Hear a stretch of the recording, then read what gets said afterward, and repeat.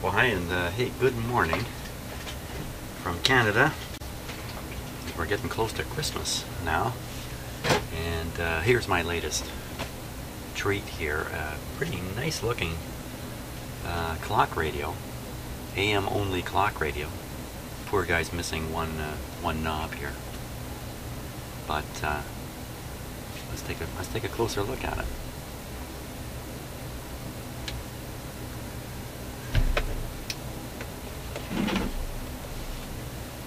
It's in pretty good shape. I love the color. This pink color. Oh.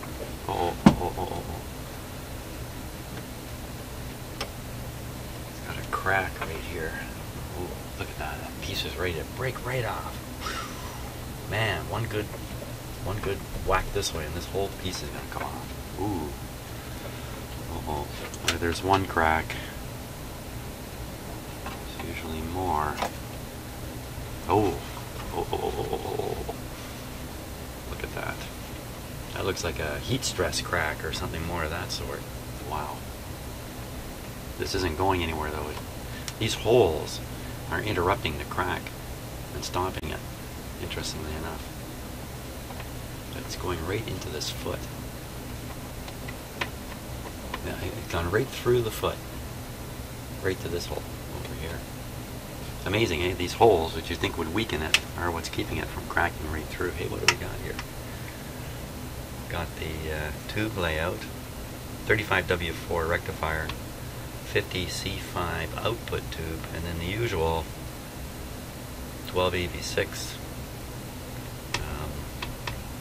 detector, 12BE6 mixer tube, and a 12BA6 amplifier. That's the guy that's giving the radio its boost for the most part. A little bit from the 12BE6 too, I think. Disconnect plug from outlet before attempting to remove chassis. That's because it's a live chassis. I'm sure it's going to be a live chassis. So, okay, we got to be very careful with the cabinet.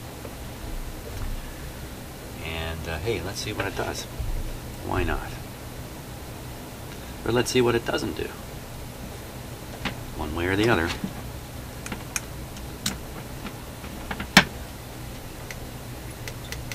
Okay, so this is the on-off switch. So it's off. Okay, and I'm giving it some restriction, of course, always. Hey.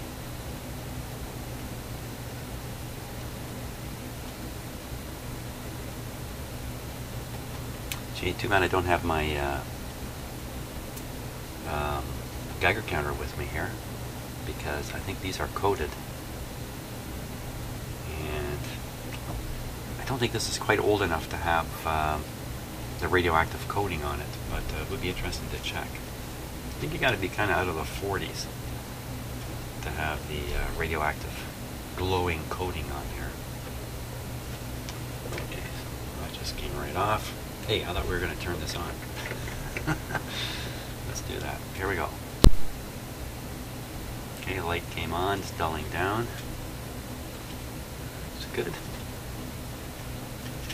See if the volt, here it comes, 100 volts. And it's going to dive down again, I would think. Up, up.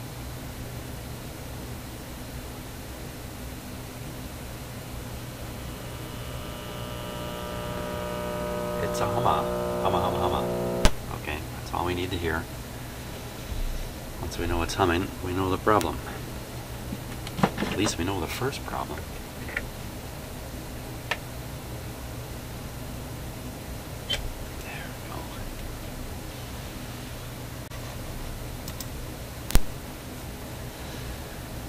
Okay, so to get this guy out of his cabinet,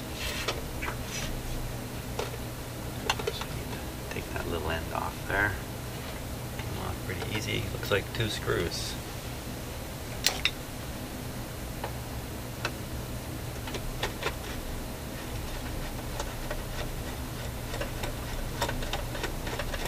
Two long screws here.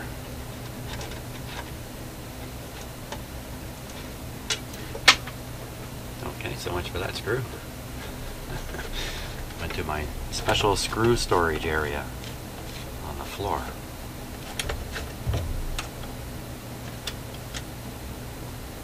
Now, this is going to be plugged into the radio, so this might grip.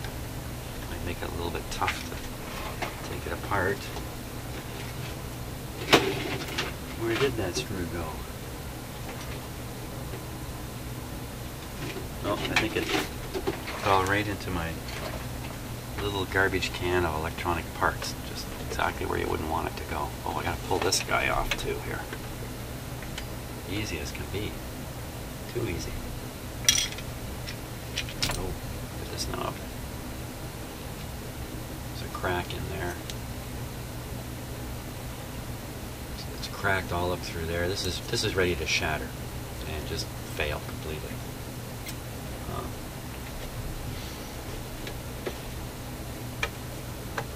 Just making sure there aren't some cracks in the front panel here. That looks all right.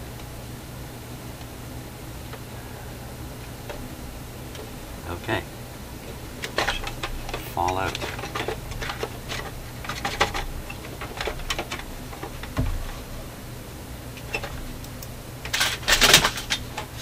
Oh.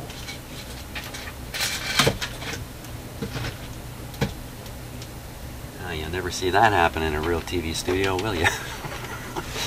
Cameraman knocks over the camera. There we go, that came out easy. Okay, speaker's connected. It's probably got some clips somewhere. No, it's soldered right on. Okay, so we'll leave it connected if we can. What do we got here? We got an antenna flopping around inside. That's not so good. We got some kind of oily material here. And it's not looking too bad otherwise. There's the big capacitor that's giving us the headaches. Let's see, this is a metal plate here. What is that? What material is that? Looks like more metal. Yeah, so I think it's just a metal plate here. I'll have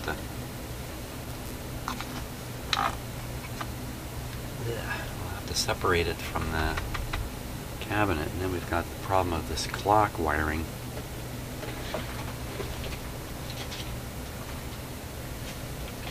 Might have to lift the wires off here. We'll see if we can avoid it.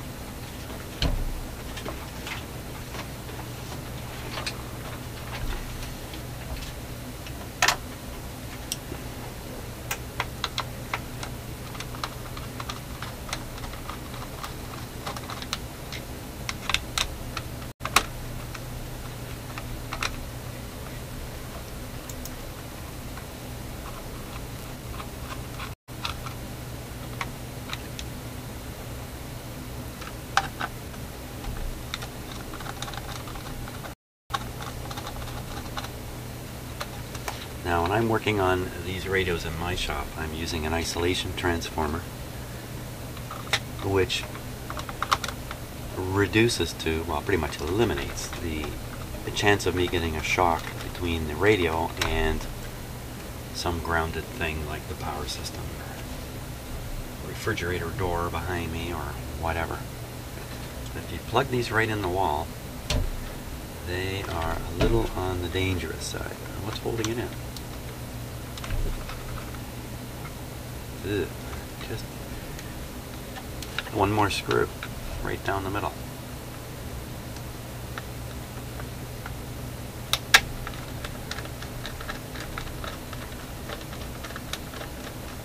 I wonder why they thought that middle screw was going to be necessary.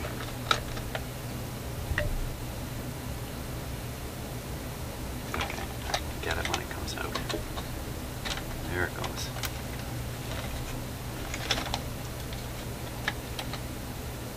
Something to grab onto here.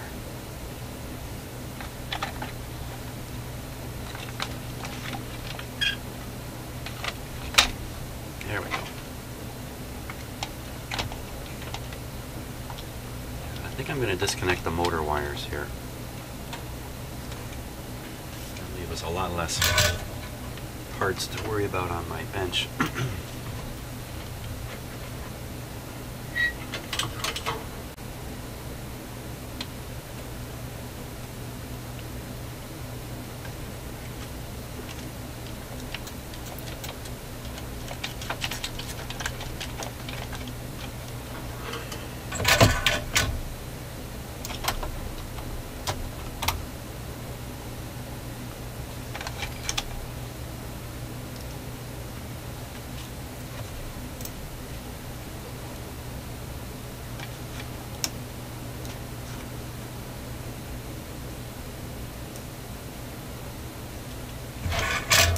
One of those things where you need 3 hands.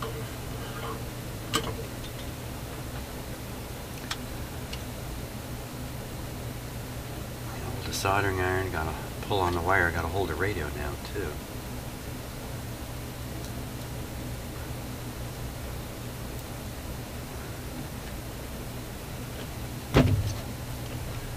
Could just cut this guy here.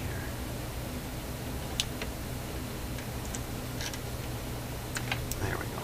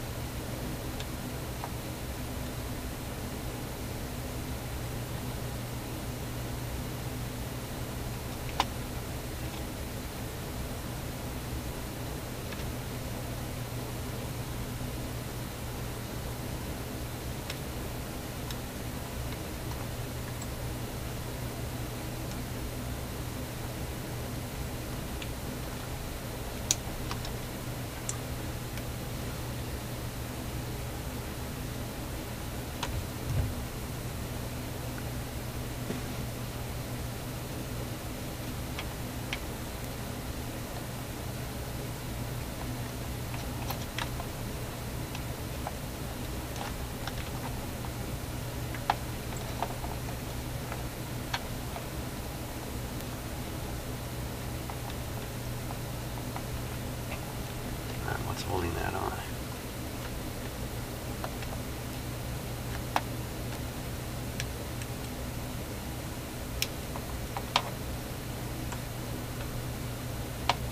Nothing's holding that on there. Having a lot of trouble melting the solder there. Okay, so we can put away the clock mechanism here. Check this for any cracks that might be in it. I don't see any cracks.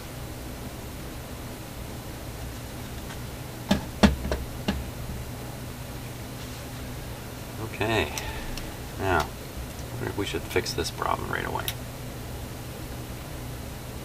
It's just a matter of just shortening it up onto the screw here.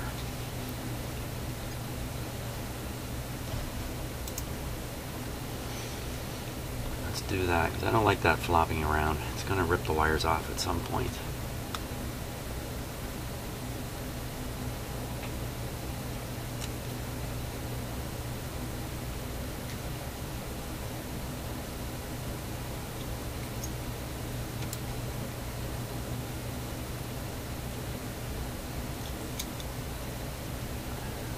Like it's sticking out too far. Whoops.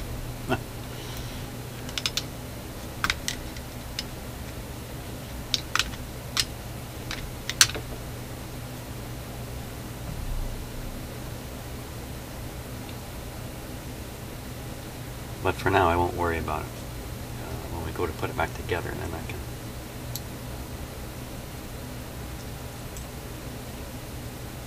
be a little more concerned.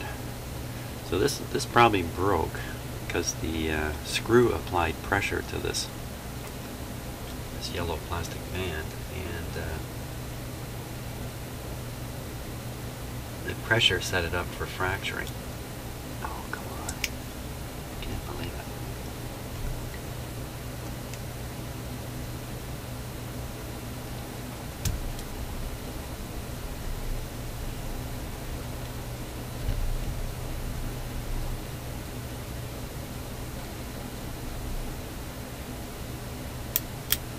Ooh, that sounds like it's cracking, doesn't it? Okay, it's nice and solid now. And the wire's hung on. Okay, that's a little better. It's not sticking way out here. Now, what about that capacitor? What about the whole thing under here? Let's see. Well, right away my eye is pulled to this capacitor. Look at this one, this one. That one looks totally different. Looks like the same type as this. Totally different look to it.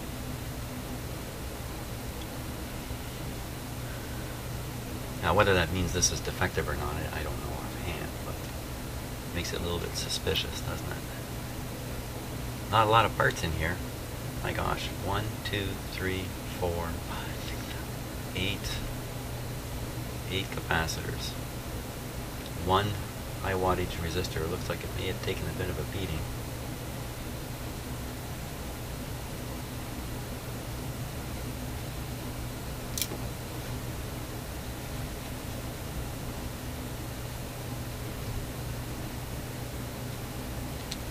Where'd that come from just now?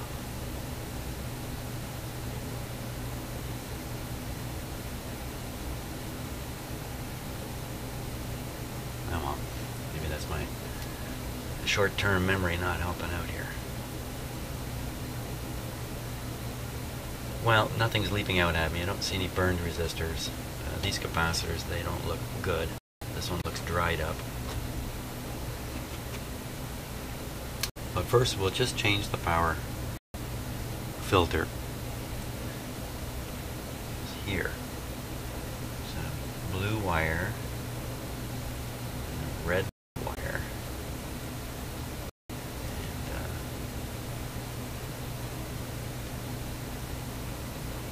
is there another wire coming up out of there? Black wire.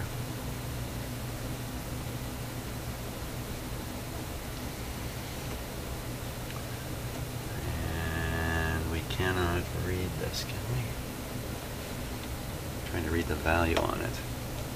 We can guess what it is. It's probably a 50-30 capacitor.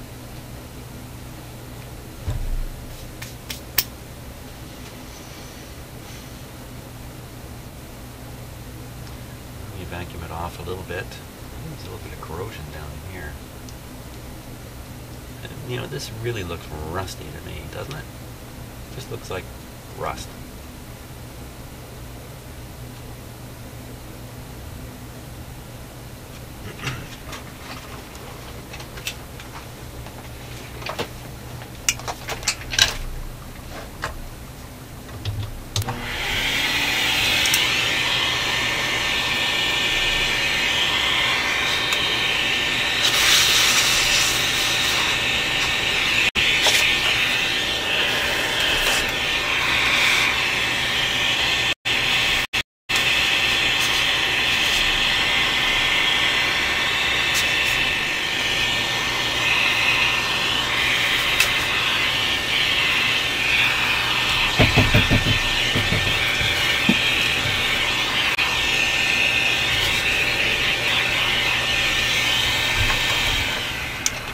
Snuck in a little house cleaning there.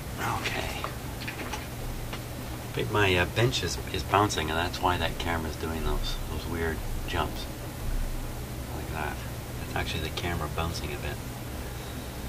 Okay. So the challenge with this one is where are you going to put these extra capacitors? I can't mount them here.